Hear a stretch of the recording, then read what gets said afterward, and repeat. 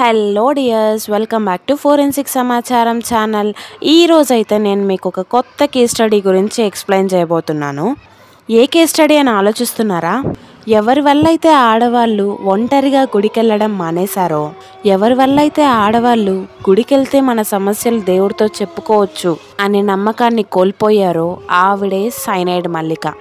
ఆవిడ యొక్క case study గురించి ఈరోజు మనం తెలుసుకోబోతున్నాం.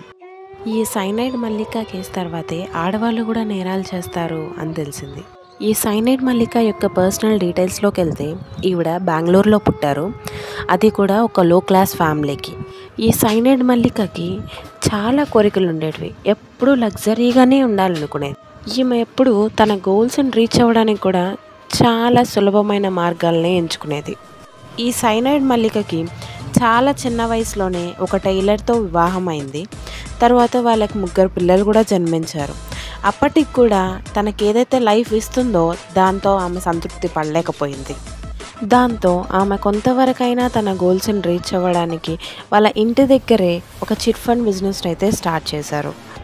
కానీ కొన్ని రోజులకి నష్టాలు రావడం వల్ల ఆ కుటుంబం మొత్తం అప్పుల్లో కూరుకుపోవాల్సిన పరిస్థితి వచ్చింది.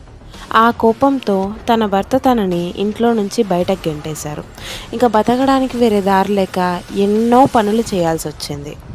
అందులో భాగంగా ఇంటి పనులు చేసుకుంటూ, అలాగే ఒక బంగారు ఆభరణాలు తయారు చేసే వ్యక్తి దగ్గర సహాయకురాల్లాగా పనిచేసింది. ఈమెకెప్పుడు విలువైన వస్తువులపైనే కన్నుండేది. అలా 1998 ఎవరింట్లో అయితే ఈమె పనికి వెళ్ళేదో వాళ్ళ ఇంట్లో నుంచి ఒక వస్తువు దొంగతనం చేసింది. దాని కారణంగా ఈమె 6 నెలలు జైలుకి వెళ్లాల్సి వచ్చింది. దాని కారణంగా బంగారు తయారు చేసే వ్యక్తి దగ్గర కూడా ఉద్యోగాన్ని కోల్పోవాల్సి వచ్చింది. అయినప్పటికీ ఆమె బంగారు తయారు చేసే వ్యక్తి దగ్గర పనిచేసింది ఊరికే పోలేదు. అక్కడి నుంచే ఆమె సైనైడ్ గురించి తెలుసుకుంది. కేస్ డీటెయిల్స్లోకి వస్తే ఈ సైనైడ్ మల్లిక ప్రతిరోజు గుడికి వెళ్ళేది. అక్కడ ఏమేం జరుగుతోంది, ఎవరెవరు వస్తున్నారు అనేది తెలుసుకునేది. తర్వాత ఎవరైతే డైలీ వస్తున్నారు వాళ్ళ యొక్క కండిషన్ ఏంటి అనేది కూడా అబ్జర్వ్ చేసేది. ఈ సైనైడ్ మల్లిక గుడికి వచ్చే వాళ్ళలో కూడా లేడీస్ని మాత్రమే టార్గెట్ చేసేది. కరెక్ట్ టైం వచ్చినప్పుడు వాళ్ళ దగ్గరకు ఒక గొప్ప భక్తురాల్లాగా, అంటే మాతాజీ లాగా వాళ్ళ దగ్గరికి వెళ్ళి వాళ్ళ సమస్య ఏంటి, వాళ్ళకి ఏం కావాలి అనేది తెలుసుకునేది. అలా అన్నీ తెలుసుకున్న తర్వాత మండల పూజ చెయ్యాలి అని చెప్పేది.